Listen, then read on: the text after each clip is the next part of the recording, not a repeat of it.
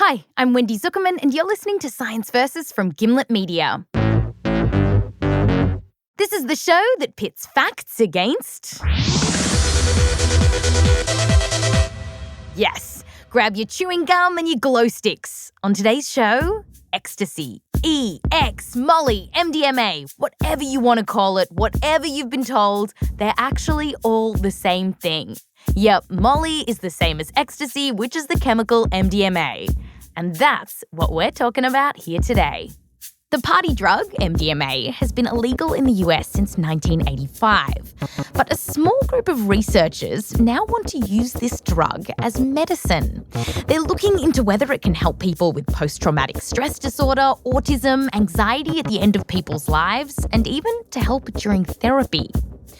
And for all those people who have taken MDMA recreationally, that's more than 18 million Americans, and even for all their mates who haven't tried it, it does raise the question, is MDMA as scary as we've been told it is? Hi, Hello. how are you? Joseph, hello. Joseph Palamar was a club kid in New York City in the late 1990s and early 2000s. Reporter Heather Rogers and I went to chat with him in Manhattan. My prime year was probably 2000. I mean, I never missed a week at Sound Factory except the week of 9/11 where clubs were shut down. And Oh, so you were there when Sandstorm came out.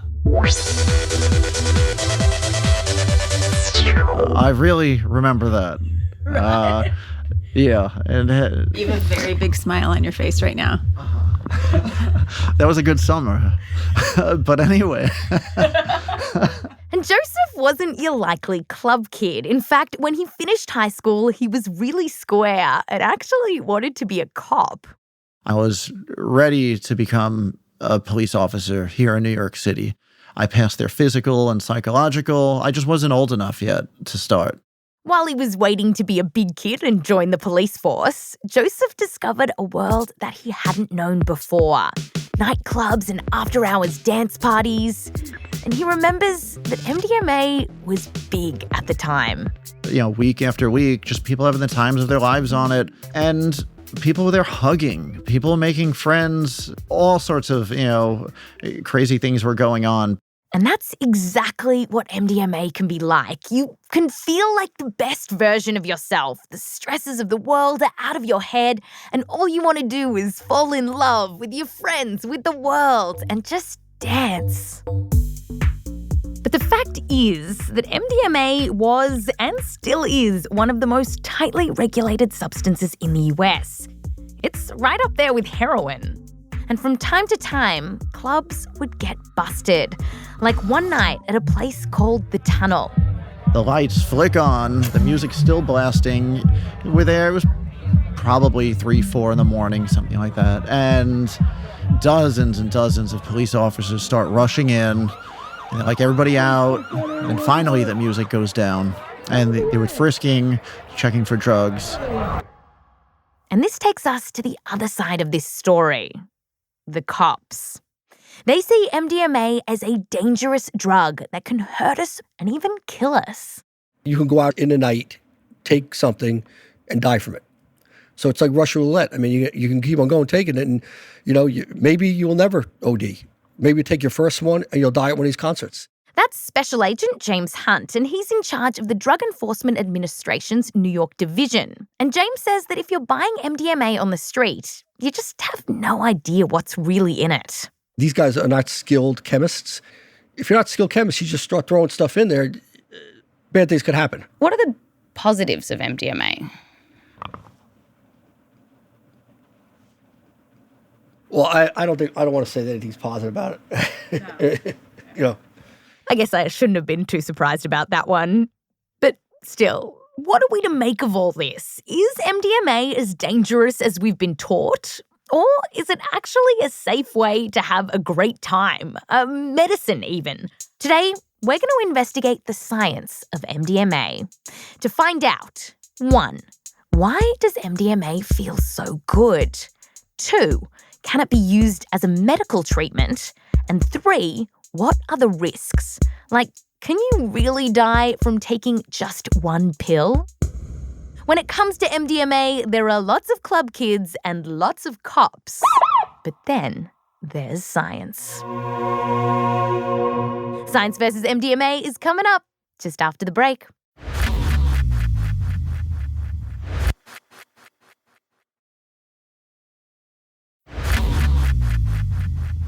Welcome back. On today's show, we're delving into the drug MDMA, and we're asking, is it a scary, potentially deadly drug, or is it a reasonably safe substance that could be used to help people?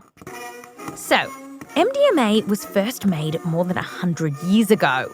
The pharmaceutical company Merck was making a medicine to stop people bleeding, and in the process, they made MDMA. But as far as we know, they never gave it to people. So they never knew what it could do. Then, in the 1960s and 70s, some scientists who were studying psychedelic drugs started experimenting with MDMA to help their patients. George Greer, a psychiatrist in San Francisco at the time, says that he remembers those days well. Particularly, he remembers the first time that he took some with his girlfriend. It was quite lovely. And we were both impressed at the ease and directness of our communication style. It's not like we hadn't had communication like that before, but it was just so easy. What did you say that then you thought, oh my, I can't believe I just said that? Well, it's like we would say, some of it's just too personal for me to talk about in a radio interview, but things like, were you upset when I did this? And normally I would have said, oh, no, that's fine. It was no problem. And I said, yeah, I was upset. It's like, wow, well, that's not the way we would communicate before. We would, protect each other's feelings by not directly just saying, yeah, I didn't like what you did. The fact that George could open up so much made him think that MDMA really could be useful for people during therapy. He'd also heard some good reports from colleagues. And so in the early 1980s, he decided to give it a try with patients. And that meant he needed a supply of MDMA. Now, even though it wasn't explicitly illegal, it existed in a sort of grey area, so he couldn't just buy it at the pharmacy. Instead, with the help of a chemist, he made it. George told us about the lab they used. There was a little stone fireplace. There were shelves with, colored bottles with handwritten labels of different chemicals. And so they got to work. Throw in a dash of piperonal acetone, a pinch of sodium hydroxide, and a thimbleful of hydrochloric acid. And we just let it react and kept stirring it. It would get warm, and so we sort of started bubbling and went through a coil. After a couple of hours, he had the goods. So we ended up with a white powder, pure white powder. And so he started giving it to patients. George says that they opened up and it really helped them with their therapy. It was medicine and it was used for healing purposes. George published a study on what he was doing. He followed 29 people, checking in with them over the following months. And the majority said that after having done therapy with MDMA, they had more insight into their personal problems and even had a better attitude. George was impressed. So it was there was never a drug like it before. George and his colleagues thought that they had stumbled on an amazing new medicine that could help people. But around 1983 was when I first heard that it was being used at cocktail parties in New York City. I said, okay, the end is near. And from the cocktail parties to the gallows. No, George wasn't actually taken to prison, but soon Congress started to get antsy about MDMA, and in 1985, the Drug Enforcement Administration made it illegal. They said that the drug, quote, presents a significant risk to the public health, end quote. But what really hit George hard was when they wrote that MDMA had, quote, no legitimate medical use. Oh, absolutely. Yeah, it was very disappointing because, we couldn't help people with it anymore. So George stopped his work with MDMA just as he was getting started. But the thing is, scientists have started the research back up again. And like George, they're curious about whether MDMA can help people and also about what this drug is doing to our brain. So, what is MDMA doing to our brain? Why can it make you feel so good? And this isn't just about dancing at parties, because the thing is that if we know how MDMA works, then maybe we really can start helping people with it. To find out, we asked a real party girl. My name's Harriet de Witt. I'm a professor in the Department of Psychiatry and Behavioral Neuroscience at the University of Chicago. Harriet first became interested in MDMA one day at a scientific conference. Yeah, a couple of colleagues, actually, and they were people that I didn't see as drug users at all. And these nerds told her that they'd had life-changing experiences on MDMA. And then was it then when you thought, I kind of want to study this more? Yes, definitely. You have just made science so much cooler to an entire generation of people. Oh, no. Now, Harriet told us that the high that people get on MDMA can feel a bit like taking speed. And that makes sense because chemically, MDMA is similar to amphetamines. But there's something very different about MDMA. It produces a behavior that you don't see with any other drugs. Harriet says that it makes you feel a real closeness with other people. And in fact, you can even see that when you give it to rats. So it makes rats lie together side by side as though they were sort of bonding, as though they were sort of connected. So why does this happen? Well, there's this idea out there that MDMA works by simply telling your brain to release feel-good chemicals. The story that you hear is just, well, it's serotonin. Serotonin makes you happy. Oxytocin makes you bond. You put them together. It sounds like that's the feeling of being high. It's a nice story, but there's no way there's going to be just a little bump of one neurotransmitter that corresponds to feeling high or feeling good or feeling... I mean, it's just much more complicated than that. Harriet tells us that MDMA does affect serotonin. Part of how it works is that it latches onto this protein that's used for shuttling around serotonin. So it makes this happy chemical have a powerful effect on our brain. Now, MDMA can also affect other chemicals, but Harriet says that its effect on serotonin is really the driver of that special MDMA I love the world high. But there seemed to be more to this story, and that's what Harriet wanted to unlock. So her next step, like George, she had to score some MDMA. Heather and I asked Harriet about it. And I guess you find it through just researchers in the know. Yes, exactly. Kind of like how you find it on the street. No. So where do you get it from? There's one chemist who has now actually retired, and he produced a fairly large quantity of it that he has made available to researchers. And Harriet, I've got to ask, have you tried it? Have you taken MDMA? Sadly, no. Really? And why not? I'm a control kind of person, if you really want to know. So Harriet got a bunch of participants who weren't control kind of people, and then she gave them a pill. And she wasn't shy about the dosage. People compare it to something that they might get in a rave situation, and they wouldn't want more, put it that way. In her first experiment with MDMA, published in 2009, Harriet gave 9 people the drug. Then she showed them pictures of faces with various emotional expressions, like a person smiling or another person frowning. She repeated the experiment, giving them a placebo. Now, when people were high, their brains had a stronger response to seeing happy faces. And here's the thing that really surprised her, though. When people were on MDMA, their brains weren't so affected by the angry pictures.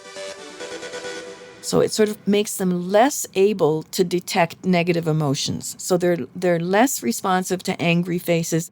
While we don't know exactly what MDMA is doing to make this happen, Harriet reckons that it's what makes the drug unique.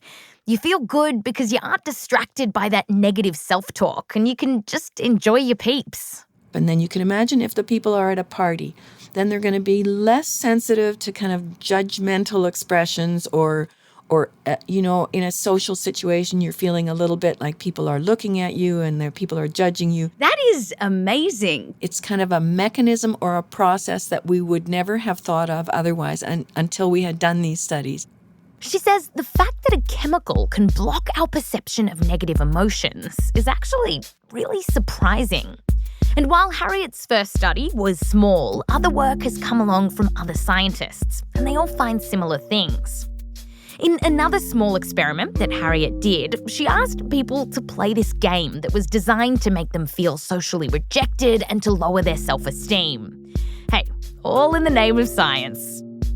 And here's the thing. People on MDMA didn't feel so rejected after playing the game. That's compared to a placebo. And to Harriet, the fact that MDMA can do this opens up a lot of possibilities, like potentially using it to ease anxiety or even helping people with therapy. Well, if you think about it, if they're less responsive to negative emotions in other people, then to the extent that the therapist has some negative expression or the person perceives some negative expression in the therapist, if that's taken away, then the patient is more likely to be able to address negative things in their own lives or reveal more negative things. And while this idea is very preliminary, we do have some research on whether MDMA can treat people with post-traumatic stress disorder. This past summer, the Food and Drug Administration actually designated MDMA as a breakthrough therapy. A handful of small studies have been done so far. And in one of these experiments, 19 people with post-traumatic stress disorder who hadn't responded to any other treatment were given MDMA and then they talked to a therapist. And afterwards, most of them said that they had fewer nightmares and flashbacks and that their relationships had gotten better. Now, it's still early days. We do need more research. But even Special Agent James Hunt of the DEA wasn't poo-pooing the idea of using MDMA for therapy. If doctors are examining this and they find that it helps people, in a certain group, if it's, legal studies are done and trained people come up with that this works for some people, I've got no problem with it. And despite this being an illegal drug, from what we know, for most people, MDMA is not very addictive. Conclusion. MDMA affects serotonin and some other chemicals in our brain to give us a high. But studies are finding that it also does this other unique thing. It makes us less sensitive to negative messages around us. And preliminary research shows us that MDMA might just be able to help some people with PTSD. Okay, so all of this makes MDMA sound pretty good. Great, even. But is it really all love and self-acceptance and sandstorm? Because growing up in Australia, this is the message that I kept hearing. I don't know why she takes it. She always gets so depressed coming down. I didn't know how many health problems it could cause. He just wanted to try something new. Ecstasy. You don't know what it'll do to you. After the break, the come down.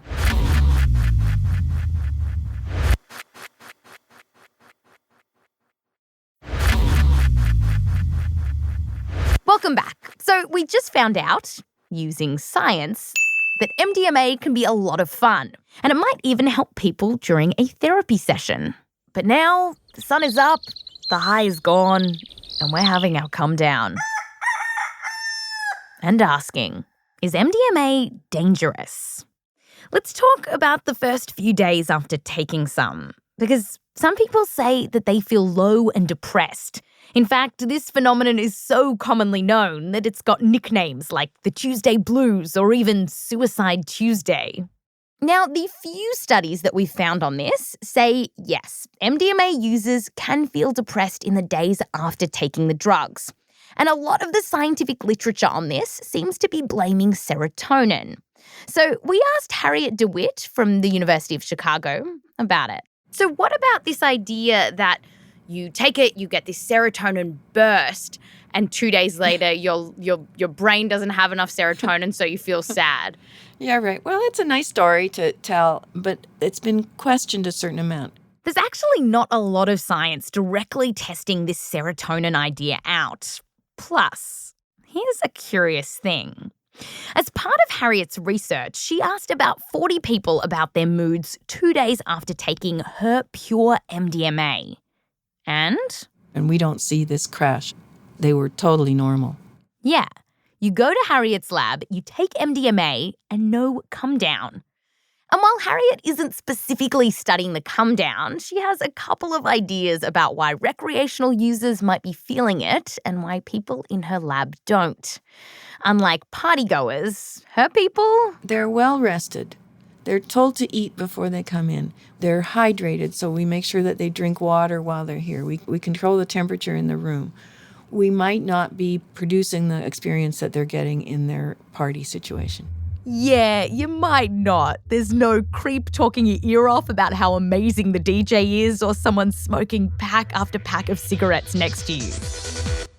Now, also, this could be a dose thing. Harriet gives her people enough MDMA to get high, but maybe she doesn't give them enough to get that big crash later. Okay, so that's the come down a couple of days later. But what about the long-term consequences of using MDMA? Say if you take it every weekend for months or even years. Will it fry your brain? This is your brain. This is drugs. This is your brain on drugs. Any questions?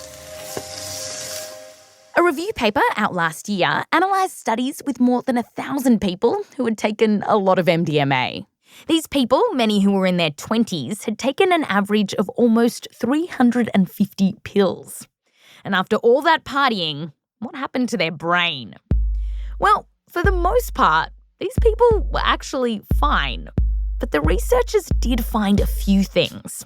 Heavier users tended to find it trickier to move from one task to another, and their memory could also be worse. Here's Harriet. People can use a lot. If they keep using it, yes, it's almost certainly damaging to their brains. Other scientists that we reached out to also said that there is enough evidence now to know that the heavy use of MDMA can affect how well our brain works. So, for example, in one study, researchers found that it was more common for heavy users of MDMA to say things like, "I forgot what I wanted to say in the middle of a sentence." But still. Oh, sorry, I forgot what I was going to say. Oh, no, the researchers said that these effects were small, even compared to those who weren't taking any MDMA at all. And researchers think that these effects can happen because serotonin, which MDMA mucks around with, also plays a role in memory. Here's how Harriet described how these serotonin systems can work. When you continuously stimulate them, overstimulate them, and the body can't regulate and return the brain to normal. Now, so far, we've been focusing on the real party animals. But for some people, they're just dabbling, popping some when the kids are asleep. What about these people? If they use it occasionally, chances are we don't have very good evidence. We don't have very strong evidence. And certainly I wouldn't be giving it in the laboratory if I had any inclination, if I had any belief that it was producing any kind of brain effects, lasting brain effects. Conclusion. Taking a lot of MDMA can probably hurt your brain. There's some evidence that it can mess with your memory and probably other brain functions.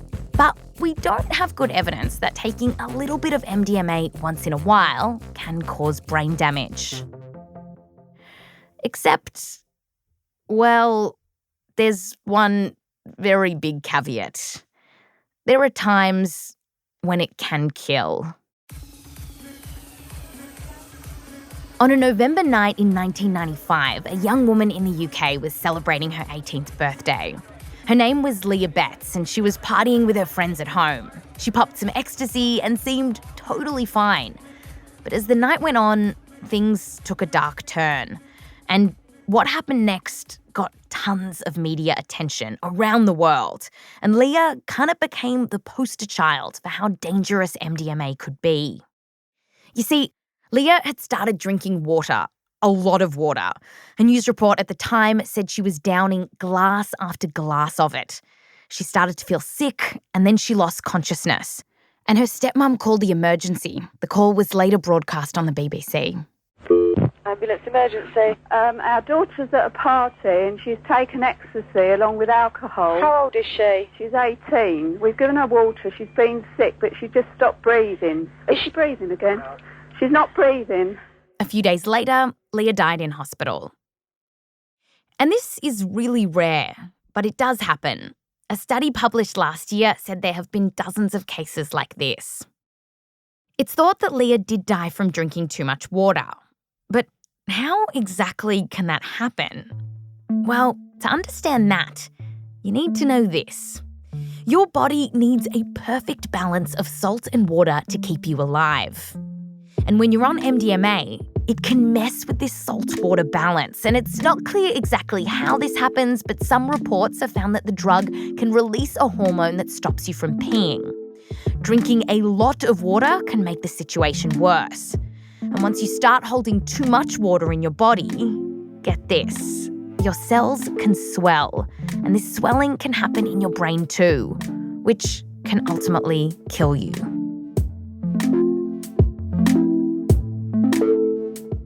While this story of drinking too much water on MDMA got a lot of media attention, deaths from hypothermia or overheating are actually more common.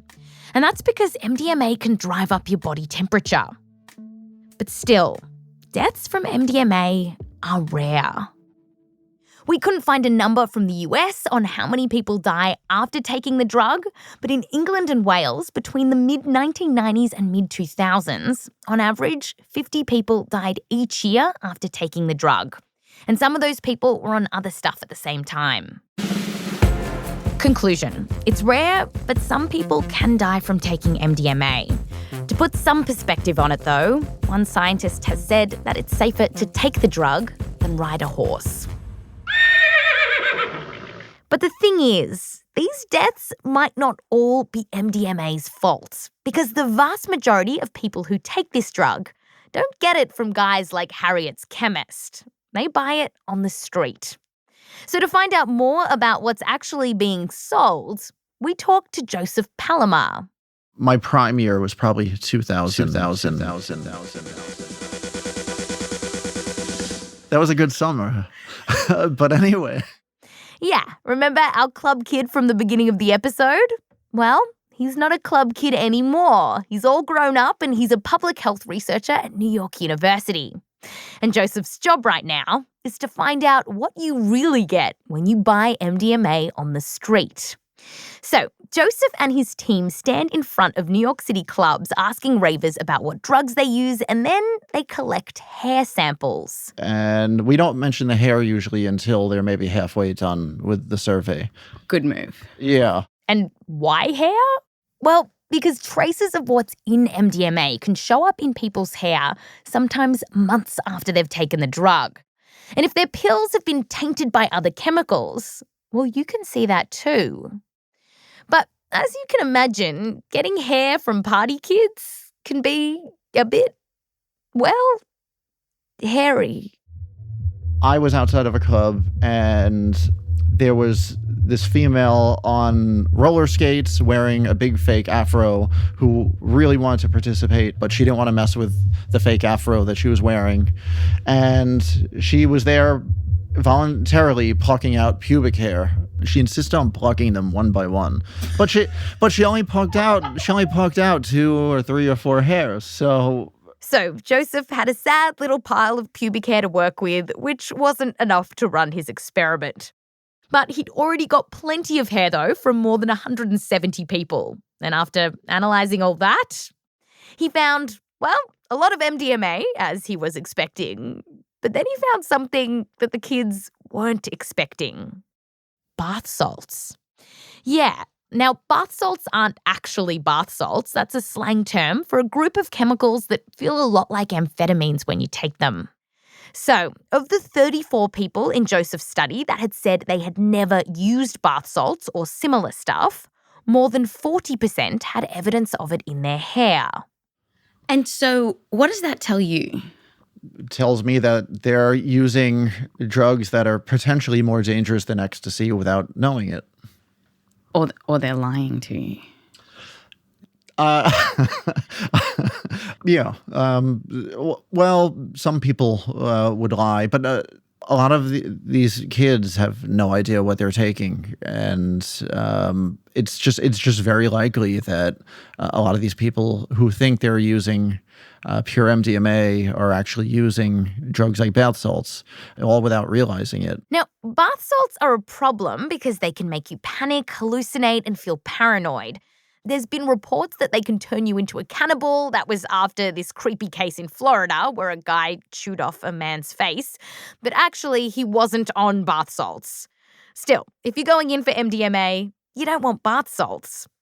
Other studies have found other stuff mixed in with MDMA, including ketamine, caffeine, and other amphetamine-like chemicals. Some of the samples don't even have MDMA in them. They were just a mixture of other chemicals. We don't know how these drugs work at the same time. It might be quote-unquote good effects that are increased, or it might be really bad effects that are increased. Or you never know what that's going to do to your brain or your body, a combination of drugs that we don't know about. It's hard to know how much of the MDMA sold on the street is pure or mixed with some other stuff. And, for example, 2 studies from Spain found 2 very different results. One showed that most of the pills they tested had been mixed with something else. But then the other study found that 3/4 of the pills were actually unadulterated. Conclusion: when you buy MDMA on the street or from your friend's friend, you don't know what you're actually going to get. And that makes taking the drug more dangerous. So, when it comes to science versus MDMA, does it stack up? First, MDMA can make you feel euphoric and connected to other people. And researchers think this might be because it makes you focus less on the negative things around you and more on what feels good. MDMA might be a useful tool for therapy and particularly for people with post-traumatic stress disorder, but the research here is preliminary. And then, what about the risks? Well, if you take it every weekend for a long time, there is good enough evidence to say that it can affect your memory. But that effect, as far as science knows, is small. Occasional use? Well, there's not much evidence that this is harmful unless it kills you. But that is rare. And finally, MDMA that you buy on the street can be cut with a bunch of weird stuff. So it's best to score it from the scientists. The funny thing about MDMA is that there's this feeling behind it, that there has to be a bad consequence for feeling so good. I mean, surely you can't have this much fun and not break your brain. But chemicals don't work like that. They don't decide to punish you for having too much fun. They're not like your Catholic grandfather. So instead, you've got to look at the evidence to know if MDMA really is dangerous or if it really can help people. And from what we've been seeing, this drug shows a real potential. But still, it's not totally benign. That's science versus MDMA. MDMA.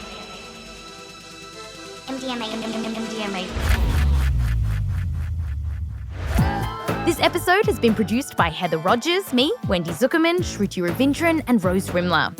Our senior producer is Kaitlyn Sawrey. We're edited by Blythe Terrell. Fact-checking by Michelle Harris, Rose Rimler, and Ben Kuebrich. Sound design by Martin Peralta and Hayley Shaw. Music written by Bobby Lord. An extra thanks to Johnny Dynell, Jesse Rudoy, Brian Earp, Professor Jerrold S. Meyer, Professor Niamh McDaid, and Dr. Carl Roberts. Next week, we'll be taking a week break to do some more reporting, but we'll be back with an episode about birth control. We'll tackle your biggest misconceptions about contraception. Listen, I can give you a study to do. The next time you're having sex, take some pre-cum, put it under a microscope, and check how many sperm there are. I'm Wendy Zukerman. Fact you next time.